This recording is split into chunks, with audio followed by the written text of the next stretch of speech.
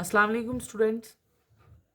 Holidays से पहले हमने ज़ूलॉजी का फर्स्ट चैप्टर कंप्लीट कर लिया था, that is structural organisation in animal. Now holidays में हम कोशिश करेंगे कि हम सेकंड चैप्टर ज़ूलॉजी का, that is structural organisation in animal को कंप्लीट करें। आज हम स्ट्रक्चरल ऑर्गेनाइजेशन इन एनिमल को स्टार्ट करेंगे। स्ट्रक्चरल ऑर्गेनाइजेशन इन एनिमल में हमें क्या क्या पढ़ना है? स्ट्रक्चरल ऑर्गेनाइजेशन इन एनिमल में हमें सिर्फ एक ही ऑर्गेनिज्म पढ़ना है, एनिमल पढ़ना है, फ्रॉग। फ्रॉग की हमने एनाटमी पढ़नी है, फ्रॉग की हमने पूरे इंटरनल स्ट्रक्चर्स को स्टडी करना है। पहले जो ओल्ड एनसीईआरटी थी उसमें स्ट्रक्चरल ऑर्गेनाइजेशन इन एनिमल काफ़ी लेंथी था, लेकिन अपडेटेड एनसीईआरटी, न्यू एनसीईआरटी में only one animal, that is frog. ठीक है, जब हम स्ट्रक्चरल ऑर्गेनाइजेशन इन एनिमल पढ़ते हैं तो सबसे पहले हम जस्ट थोड़ा सा ओवरव्यू देखेंगे। उससे पहले हमें ये कुछ बातें पता होनी चाहिए। आपको पता है अर्थ में जितने भी ऑर्गेनिज्म हैं उन ऑर्गेनिज्म को हमने दो ग्रुप्स में डिवाइड किया है, that is unicellular animals and multi cellular animals. किस बेसिस पे डिवाइड किया है? बेसिस के ऑर्गेनिज्म की बॉडी के अंदर नंबर ऑफ सेल्स कितना है, एक है या एक से ज़्यादा है। इन सेल के नंबर के बेसिस पे हमने ऑर्गेनिज्म को दो टाइप्स में डिवाइड कर दिया, that is unicellular organism and multi cellular organism. ठीक है, यूनिसेलुलर ऑर्गेनिज्म वो ऑर्गेनिज्म होते हैं जिनकी बॉडी सिर्फ एक सेल से मिलके बनती है, एक सेल से बनती है। ठीक है, जैसे कि bacteria, blue green algae, protozoan, amoeba. ये ऐसे ऑर्गेनिजम्स हैं जिनकी बॉडी सिर्फ एक सेल से बनी होती है और ये एक सेल सारे फिजियोलॉजिकल फंक्शंस को परफॉर्म करते हैं। जैसे रिप्रोडक्शन भी ये एक ही सेल करेगा, डाइजेशन भी ये एक ही सेल करेगा, रेस्पायरेशन भी ये एक ही सेल करेगा, एक्सक्रीशन भी ये एक ही सेल करेगा। ठीक है, क्योंकि एक ही सेल से बॉडी बनी है तो उस एक सेल ने ये सारे फंक्शंस को परफॉर्म करना है। ठीक है, दूसरा ग्रुप है, दूसरा ऑर्गेनिज्म है जिनको हम मल्टी सेलुलर ऑर्गेनिज्म कहते हैं। मल्टी सेलुलर ऑर्गेनिज्म की बॉडी एक से ज़्यादा सेल से मिलके बनती है। ठीक है, जैसे फंगस हो गया, जैसे प्लांट्स होगी, जैसे एनिमल्स होगी, इनकी बॉडी जो होती है वो एक से ज़्यादा सेल से मिलके बनती है। ठीक है, अब इनमें एक से ज़्यादा सेल्स होते हैं और हर सेल अपना स्पेसिफिक फंक्शन परफॉर्म करेगा। जैसे कुछ सेल्स हैं वो डाइजेशन करेंगे, कुछ सेल्स हैं वो रेस्पायरेशन करेंगे, कुछ सेल हैं वो रिप्रोडक्शन करेंगे, कुछ सेल्स हैं वो एक्सक्रीशन करेंगे। मतलब हर एक सेल का अपना अपना स्पेसिफिक फंक्शन होगा। ठीक है, उसके बाद जब अगर हम हायरार्की की बात करते हैं लिविंग सिस्टम में तो हम देखते हैं सबसे बेसिक यूनिट है cell. Cell is the structural and basic unit of life. Every organism is made up of cell. ठीक है, सेल मिलके क्या बनाते हैं? ऐसे सेल जिनका स्ट्रक्चर एक जैसा होता है, जिनका फंक्शन एक जैसा होता है, जिनका ओरिजिन एक जैसा होता है, वो सेल मिलते हैं और किसकी फॉर्मेशन करते हैं? टिश्यू की फॉर्मेशन करते हैं। अब क्या होता है? टिश्यू इंटरेक्ट होते हैं, एक दूसरे के साथ मिलते हैं और किसकी फॉर्मेशन करते हैं? ऑर्गन की फॉर्मेशन करते हैं। टिश्यू चार तरह के होते हैं, epithelial tissue, connective tissue, muscular tissue, neural tissue. ये चार तरह के टिश्यू मिलते हैं और क्या करते हैं? ऑर्गन की फॉर्मेशन करते हैं।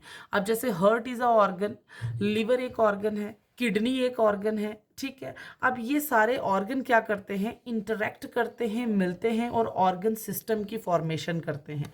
जैसे डाइजेस्टिव सिस्टम, जैसे रेस्पिरेटरी सिस्टम, जैसे एक्सक्रीटरी सिस्टम, जैसे रिप्रोडक्टिव सिस्टम। ठीक है, फिर ये डिफरेंट ऑर्गन सिस्टम मिलके एक पूरा ऑर्गेनिज्म बनाते हैं, हमारी तरह एक ऑर्गेनिज्म की फॉर्मेशन करते हैं। ठीक है, ये था little bit overview about structural organization in animal. ठीक है, now we will move to our new topic, that is frog, main topic. ठीक है, स्ट्रक्चरल ऑर्गेनाइजेशन में यही फ्रॉग की एनाटमी हमने पढ़नी है, तो हम frog is our main topic. ठीक है, जब हम फ्रॉग को पढ़ना स्टार्ट करेंगे तो हम फ्रॉग की सबसे पहले क्लासिफिकेशन देखेंगे कि फ्रॉग जो है वो क्लासिफिकेशन में कहाँ फॉल कर रही है। आपको पता है frog is a animal, frogs belongs to the kingdom animalia. R.H. Whittaker is a scientist, उस साइंटिस्ट के अकॉर्डिंग ऑर्गेनिज्म, कोई भी अर्थ पे लिविंग ऑर्गेनिज्म है उसको, लिविंग थिंग को, लिविंग ऑर्गेनिज्म को डिवाइड किया था 5 किंगडम में। Kingdom monera, kingdom protista, kingdom fungi, kingdom animalia, kingdom plantae. तो ये जो फ्रॉग है ये किंगडम एनिमलिया से बिलोंग करती है। किंगडम एनिमल में कौन से ऑर्गेनिजम्स आ जाते हैं? किंगडम एनिमल में वो ऑर्गेनिज्म आ जाते हैं जो मल्टी सेलुलर होते हैं, जिनकी बॉडी एक से ज़्यादा सेल से बनी हुई होती है, जो हेटेरोट्रॉप्स होते हैं, मतलब अपना खाना खुद नहीं बना सकते, किसी दूसरे पे डिपेंड होते हैं, ठीक है। और वो जो होलोजोइक न्यूट्रिशन शो करते हैं, होलोजोइक न्यूट्रिशन जो इंजेशन और ईजेशन करते हैं, ठीक है। उसके बाद frogs belongs to the phylum chordata. Phylum chordata मतलब कि फ्रॉग में नोटोकॉर्ड प्रेजेंट होती है, ठीक है। उसके बाद subphylum vertebrata. Subphylum vertebrata का मतलब notochord get converted into vertebral column, ठीक है। Then frog belongs to the division gnathostomata. आपको मैंने जब एनिमल किंगडम पढ़ाया था उसमें बताया था दो डिवीजन, ए गनेथोस्टोमेटा, गनेथोस्टोमेटा। ए गनेथोस्टोमेटा ऐसे एनिमल्स जिनमें जॉ प्रेजेंट नहीं होता, गनेथोस्टोमेटा ऐसे एनिमल जिनमें जॉ प्रेजेंट होता है। Frog belongs to the division gnathostomata, मतलब ये जॉड वर्टिब्रेट है, इनमें जॉ प्रेजेंट होता है। उसके बाद frog belong to the super class tetrapoda. Super class tetrapoda का मतलब ऐसे एनिमल्स जिनमें पियर्ड लिम्ब प्रेजेंट हैं, fore limb, hind limb, paired जोड़े में प्रेजेंट होते हैं, ठीक है। उसके बाद frog belongs to the class amphibia. Amphibia का मतलब ऐसे एनिमल जिनका ड्यूअल नेचर होता है। ड्यूअल नेचर का मतलब जो लैंड पे भी रहते हैं और वाटर में भी रहते हैं, ठीक है। उसके बाद frog belongs to the order Anura. Anura एक ऐसा ऑर्डर है जिसमें टेल लेस एम्फीबियंस प्रेजेंट हैं। एम्फीबिया का एक ऑर्डर है जिसे कहते हैं एन्यूरा। एन्यूरा ऐसे एम्फीबियंस हैं जिनमें टेल प्रेजेंट नहीं होती। आपने देखा होगा फ्रॉग में टेल प्रेजेंट नहीं होती है, ठीक है। उसके बाद frog belongs to the family Ranidae. Ranidae जैसे human beings belongs to a family Hominidae, वैसे ही frog belongs to a family that is Ranidae, ठीक है। Then frog belongs to the genus Rana and species Tigrina. This is classification of frog. Then we will move to our next heading, that is habitat. कि अब ये frog रहती कहाँ है? Frog का जैसे आपको पता है frog belongs to the class amphibian. Class amphibian में ऐसे एनिमल्स हो आते हैं जिनका ड्यूअल नेचर होता है। ड्यूअल नेचर का मतलब जो ज़मीन पे भी रहते हैं और जो पानी में भी रहते हैं। ये देखिए मैंने आपकी थ्योरी लिखी भी है। As frog is an amphibian, it lives both on land में डैम प्लेसेस पे एंड फ्रेश वाटर में, पॉन्ड में, लेक में, रिवर में रहते हैं, ठीक है। Next locomotion. फ्रॉग में लोकोमोशन कैसे होती है? फ्रॉग चलती कैसे हैं? फ्रॉग के पास लिम्ब्स प्रेजेंट हैं, फ्रॉग के पास प्योर्ड लिम्ब प्रेजेंट हैं। Frog belongs to the class super class Tetrapoda, so frog has paired limbs. Frog के पास दो फोर लिम्ब्स प्रेजेंट होते हैं, दो हाइंड लिम्ब प्रेजेंट होते हैं, ठीक है। फोर लिम्ब मतलब जो आगे की तरफ बॉडी के प्रेजेंट होंगे, हाइंड लिम्ब मतलब जो बॉडी के पीछे वाली तरफ प्रेजेंट होंगे, ठीक है। ये मैंने आपकी थ्योरी लिखी। Frog has 2 fore limbs and 2 hind limbs. Fore limbs are thin and have 4 digits fingers, while hind limbs are thick, muscular and have 5 digits। मतलब फ्रॉग के जो 4 लिम्स होते हैं वो पतली होती हैं, ठीक है, और उनके पास 4 डिजिट प्रेजेंट होते हैं। 4 डिजिट का मतलब कि 4 फिंगर प्रेजेंट होते हैं। और जो फ्रॉग की हाइंड लिम्ब पीछे की तरफ जो लिम्स होती हैं वो मोटी होती हैं, मस्कुलर होती हैं और उनके में 5 डिजिट प्रेजेंट होते हैं, 5 फिंगर प्रेजेंट होते हैं। और कुछ कंट्रीज़ में जो फ्रॉग की हाइंड लिम्ब हैं उनको कंज्यूम भी किया जाता है, खाया भी जाता है, क्योंकि कहा जाता है कि जो फ्रॉग की हाइंड लिम्ब्स होती हैं वो काफ़ी ज़्यादा प्रोटीनिशियस होती हैं, ठीक है। उसके बाद अब फ्रॉग के पास कोई हमारी तरह ह्यूमन बींग्स की तरह टांगे या बाजू तो होंगी नहीं ना। फ्रॉग के पास यही लिम्स हैं जो उनको चलने में मदद करती हैं। ये हाइंड लिम्स, ये 4 लिम्स फ्रॉग को वॉक करने में मदद करेंगी, लीप करने में, लीप का मतलब होता है जंप करना, ठीक है। बोरो करना, बोरो का मतलब होता है जमीन में खड्डा खोदना, ठीक है। स्विम मतलब तैरना। देखें लाइन में मैंने लिखा these limbs help in walking, leaping, borrowing and swimming, ठीक है। उसके बाद जो फ्रॉग की हाइंड लिम्ब होती हैं वो मेनली किसके लिए यूज होती हैं? स्विमिंग के लिए यूज होती हैं। जो जब फ्रॉग पानी में तैरती है उसके लिए फोर लिम्ब यूज नहीं होती हैं, मेनली हाइंड लिम्ब यूज होती हैं, बिकॉज फ्रॉग की हाइंड लिम्ब में पतली सी स्किन होती है जिसे वेब कहा जाता है। फ्रॉग की हाइंड लिम्ब्स वेब्ड होती हैं, ये मैंने लिखा। Hind limbs are webbed for swimming and act as a propeller. Propeller का मतलब कि वो पानी को पीछे की तरफ धकेलती हैं और खुद आगे की तरफ मूव होती हैं, ठीक है। उसके बाद आ जाए हम नेक्स्ट कैरेक्टरिस्टिक फीचर देखते हैं फ्रॉग का। फ्रॉग कोल्ड ब्लडेड एनिमल है। Frog is a poikilothermic. Poikilothermic में आपको पहले भी बता चुकी हूं। पाइकिलोथर्मिक ऐसे एनिमल्स होते हैं जो अपने बॉडी का टेम्परेचर मेंटेन्ड नहीं कर सकते। जो भी सराउंडिंग इन्वायरमेंट का टेम्परेचर होगा वो उनकी बॉडी का टेम्परेचर होगा। ये मैंने आपकी थ्योरी भी लिखी। Frog is a cold blooded और poikilothermic animal, means its body temperature keeps on changing with the temperature of surrounding, that is it cannot maintain a fixed body temperature। अगर ये अपना बॉडी का टेम्परेचर मेंटेन नहीं कर रही हैं तो ज़्यादा ठंड में और ज़्यादा गर्मी में ये क्या करती हैं?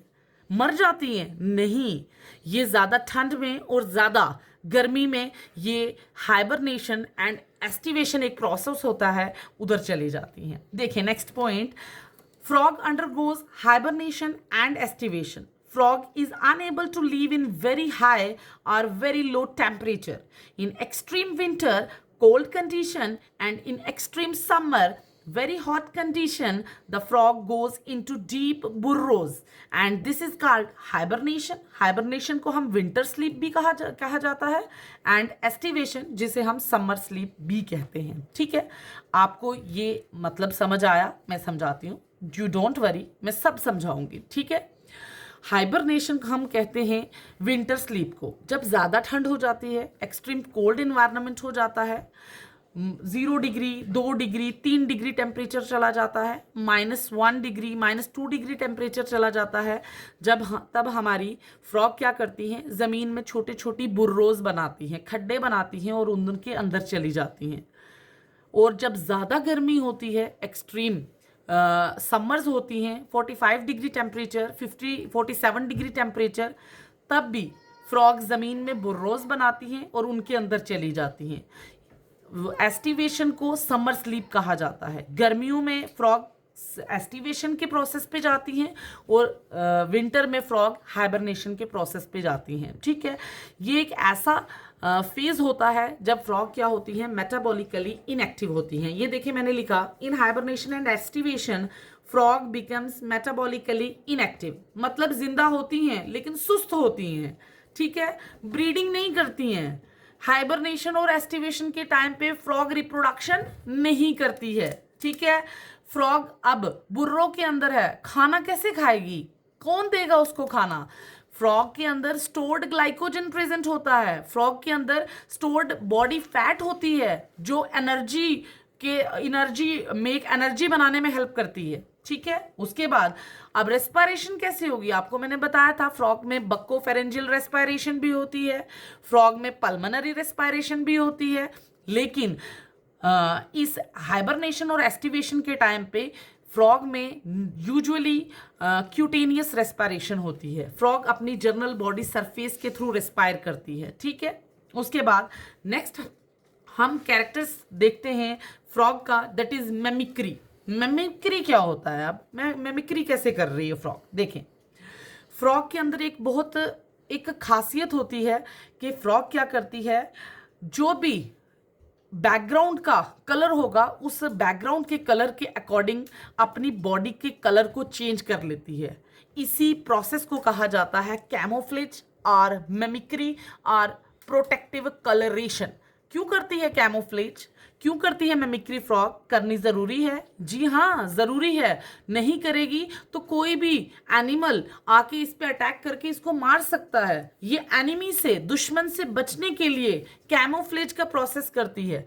कैमोफ्लेज एक ऐसे प्रोसेस को कहते हैं जब फ्रॉग क्या करती है, बैकग्राउंड के अकॉर्डिंग अपने बॉडी के कलर को चेंज कर देगी सो दैट उसको एनिमी ढूंढ के मार ना सके। अगर ये ग्रीन ग्रास के में बैठी है तो ये बॉडी का कलर भी ग्रीन कर देगी सो दैट कि कोई भी एनिमल ग्रास में और फ्रॉग में डिफ्रेंशिएट ना कर सके और फ्रॉग को किल ना कर सके। इस प्रोसेस को कहा जाता है कैमोफ्लेज कहा जाता है। देखें, लिखें, सॉरी ये मैं रीड करवाती हूँ। The frog gradually changes colour to adapt colour of background outer environment. For example frog change to green colour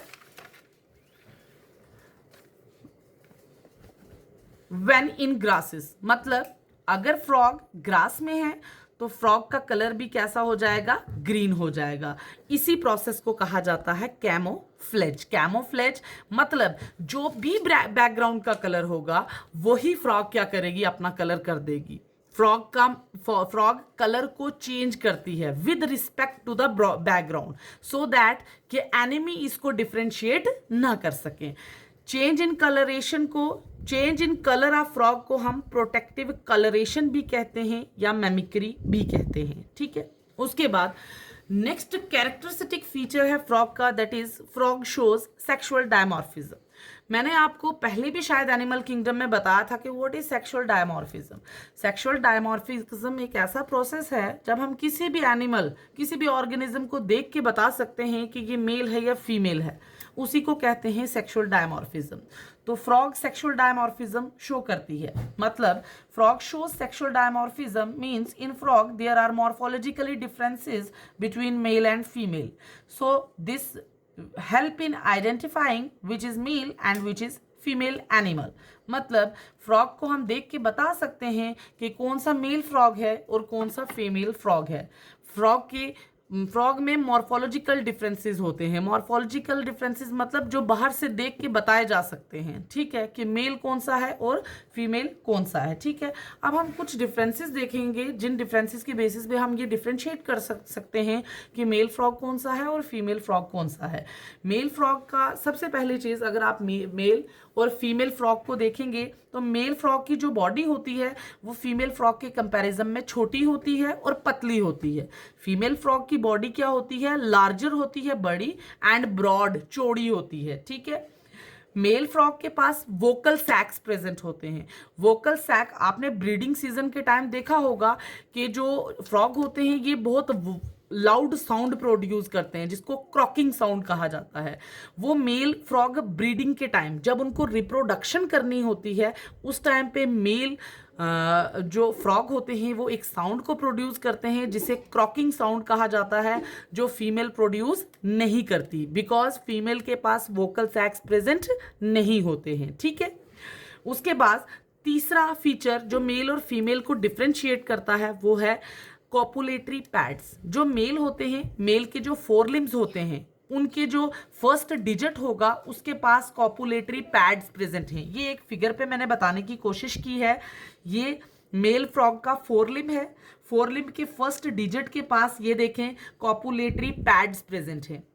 ये पैड्स का काम क्या होता है, जब रिप्रोडक्शन का टाइम आता है, जब ब्रीडिंग का टाइम आता है, मेल फ्रॉग क्या करता है, फीमेल फ्रॉग की बैली को प्रेस करता है इस कॉपुलेटरी पैड की मदद से सो दैट फीमेल फ्रॉग क्या करे, एग्स को वाटर में रिलीज कर सके और रिप्रोडक्शन का प्रोसेस हो सके। ठीक है, वाइल फीमेल फ्रॉग में कॉपुलेटरी पैड प्रेजेंट नहीं होते हैं। ठीक है, ये कुछ ऐसे कैरेक्टर्स हैं जिनके बेसिस पे हम मेल और फीमेल फ्रॉग को डिफ्रेंशिएट कर सकते हैं और हम कह सकते हैं कि फ्रॉग शोज सेक्सुअल डायमॉर्फिज्म। ठीक है, ये कुछ कैरेक्टरिस्टिक कॉमन कैरेक्टरिस्टिक या हम इनको कह सकते हैं इंट्रो थी। ठीक है, अभी हम मेन एनाटॉमी में नहीं आए हैं, अभी हमने मॉर्फोलॉजी भी नहीं की है फ्रॉग की। हम बस फ्रॉग की एनाटॉमी पढ़ने से पहले हमें ये कुछ चीज़ें, कुछ कैरेक्टर फ्रॉग्स के पता होने चाहिए कि फ्रॉग हाइबरनेशन करती है, फ्रॉग एस्टिवेशन करती है, फ्रॉग पाइकिलोथर्मिक है, फ्रॉग कैमोफ्लेज का प्रोसेस करती है, ठीक है, फ्रॉग सेक्सुअल डायमॉर्फिज्म शो करती है, ठीक है। कल इंशाल्लाह मैं नेक्स्ट अपना लेक्चर अपलोड करूंगी, उसमें हम आएंगे फ्रॉग की मॉर्फोलॉजी पे, ठीक है। जिसको समझ नहीं आई इंशाल्लाह मुझे पहले तो आप फोन करके पूछ सकते हैं, अगर फिर भी नहीं पता चला तो हॉलीडेज के बाद मैं एक डाउट सेशन रखूंगी, जिसमें जो भी रिकॉर्डेड लेक्चर के दौरान मैंने आपको पढ़ाया मैं आपको और अच्छे से क्लियर करने की कोशिश करूंगी, ठीक है। ओके, अल्लाह हाफिज।